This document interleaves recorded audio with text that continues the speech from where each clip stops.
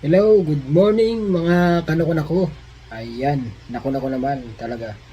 So ayan, ito ay isa sa mga daily routine ko na po ito, no? Na pagising sa umaga, ayan, anong una kong ginagawa? Unang-una ko pong ginagawa, nagdadasal. Ayan, pasalamat, ayan po, sa panibagong araw. At hingi po tayo ulit ng lakas. Ayan po, ganun po ano. At sa regalong pinagkaloob sa atin, no? At pangalawa po, ayan, stretching po, ano. Yan po, laging ginagawa ko po yan. Regular po yan. Pagkagising ng umaga at bago rin matulog. Yan po ang ginagawa ko. Katulad po ng pagdadasal. Pagising, pagpatulog. Yan po. Ano po yan? Kumbaga sa ano, set na po yun, set. No? Yan po. Tapos, isa po sa daily routine ko, ito po, yung katulad po ng ginagawa ng mga mga na-stroke mo na may maintenance po na gamot, ano. Ayan. So, yung gamot ko ay yan po, napakaliit na naging kalahati. Yan. So, dati po nung nasa hospital po ako, 3 pong iniinom ko na gamot. 3 po siya. Hanggang sa nag-discharge po ako, 3. Tapos, pagka-discharge ko po kasi, meron po dito ang check-up po pa rin, no? Meron pa rin po ako, tine-check up pa rin po ako. Every 2 months po. Na eksakto po yung gamot, na ganun po siya, eksakto rin mauubos. So, bali, pag naubos yung gamot, pupunta ka ng ospital, yun po, check-in po, no? Tsaka nagmo-monitor din po kasi kami ng blood pressure. Yan po, may papel na, may notebook na binigay po sa akin ng hospital. Ayun po, everyday po, no, sinusulat po doon, umaga, gabi, ganun po siya, no? Ayun. So, hanggang sa ngayon, 1 year may na po ako. Hanggang sa ngayon, yan na po. Unti-unti, ilang months po, pabawas ng pabawas yung aking gamot, no? Yung 2 months na yun, naging 2, naging 1, naging kalahati na po, no? Ayan, matagal ko na po ininom to, siguro halos kalahating taon na rin po, o mag-1 taon na rin po ako uminom ng kalahati na lang po, ano? So ayan, po ang may advice ko po sa inyo, na maintenance ka po, the word is self maintenance, so wag po natin kalimutan, no? Kasi kumbaga sa ano nga po, ayan po yung ano natin sa ating, kaya tayo nagkaroon ng stroke o na ano, na high blood, ganun po, ano. Kasi nga po parang ano na po natin ito, no, yung parang bantay na rin natin, yun nga sinasabi nila, no. Pero totoong bantay natin yung ating Panginoon. Yan po talaga, yan po ako naniniwala po ako dyan. So yan po, at yan, inom na po tayo. So yan, ang gamot ko ay nakalagay sa plastic. Ganito po kasi siya, no? Dito po. Totoo po nakalagay siya sa banig-banig. Pero gawa nga po ng kalahati, yun. Kaya nakalagay sa ganito. Yan, talagang hating-hati. Hating kapatid, ika nga yung gamot dito, no? So yun. So yan.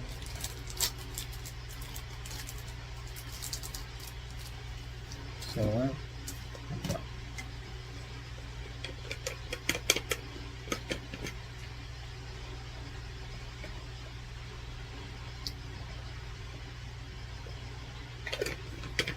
so yan po, nakainom na po tayo ng gamot.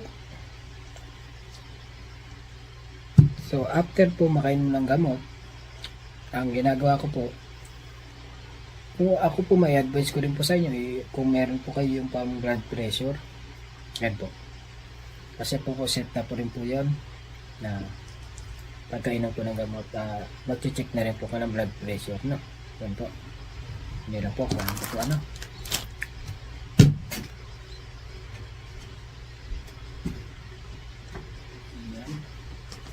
Ito po siya.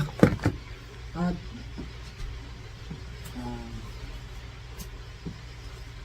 yan po. Ito po. Yan. Ito po ay ang listahan ng mga utang ko. Joke lang po, joke. Ito po yung dito po yun, no? yung na-discharge ako, ayan po. Every ano po, ayan. 2 months, bibigyan ako ng ano, check upin po ako. Tapos kasabay na po ito. Ito po yung libro, nililista ko po yung blood pressure dyan, ano, umaga, gabi po, ganun po. Everyday po, no? Araw-araw. Pero sabi naman ng doktor, kahit kung ano ba makalimutan, o ano naman, basta kung hanggat maaari, everyday. Kaya ako, everyday po talaga ako nagsusulat na. Yan po. So, yan, ano muna tayo, mag blood pressure na. Check muna natin.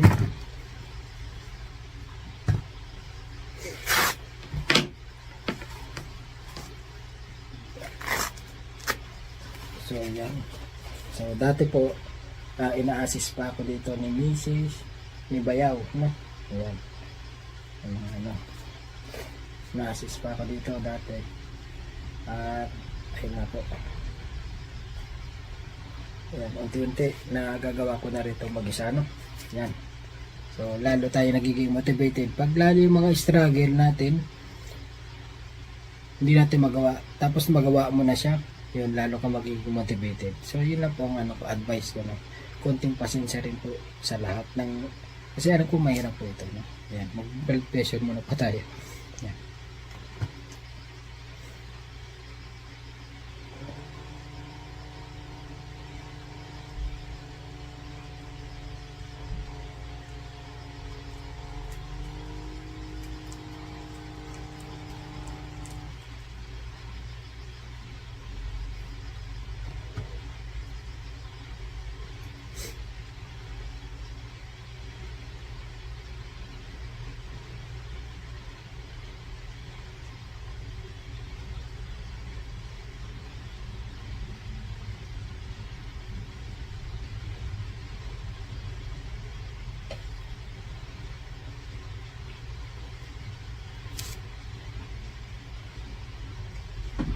So, ayan po ang ating blood pressure. Ulitin po natin.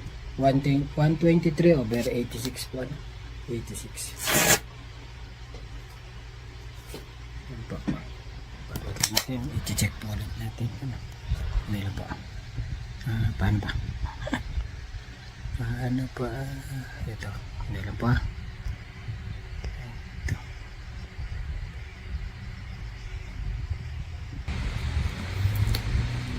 Hindi muna tayo magsasalita kasi ano lang po yun, dagdag din sa ano natin.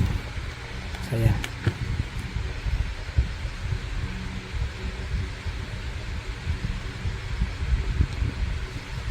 Hindi natin pindot na. Naku naman. Ay. Yan.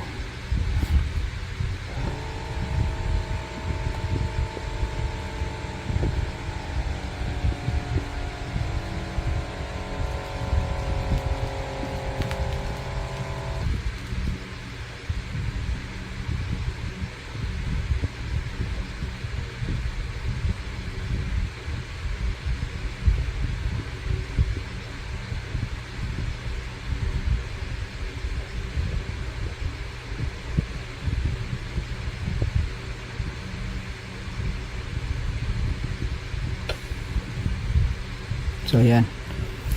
So medyo tumas ng konti. Pero ayan, 129 over 83. Ayan po. Kanina 123 over 86. So ayan po. So ayan. So ayan po ay sinusulat ko po dito, no? Sa sa libro.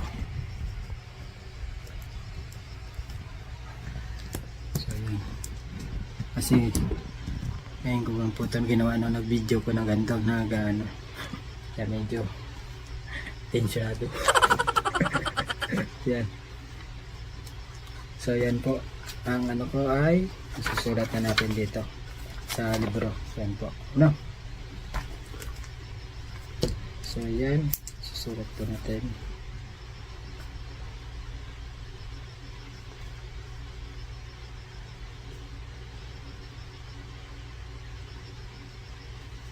So ayan, sinulat na po yung araw, yung ano po, no, umaga. Ayan po, no. So ayan po. So So yan po ang ginagawa ko po araw-araw, no. Nililista. Tapos po, pagkatapos ko po niyan, ayun na po, mag-walking naman po ako. Ganyan po ang ginagawa ko po araw-araw. Almost po, no. Kundi po sa park, pagka masama po ang panahon, sa loob ng train station, ganyan po ginagawa ko, no. O kaya sa pamilyahan, mga ganun po. So yan, at hanggang dito na lamang po, at tayo mag-walking pa, no. Maraming salamat po. Ingat po sa lahat at God bless po. So ayan po. At kung bago ka pa lang sa aking channel, huwag mong kalimutan mag-subscribe at pindutin ang notification bell. Ito bell. Para updated ka sa aking mga videos. At mag-upload din tayo ng mga music remix. Yan. Okay? Andyan lang po yung mga music remix. At maghintay lang po kayo. Maraming salamat po. Bye-bye!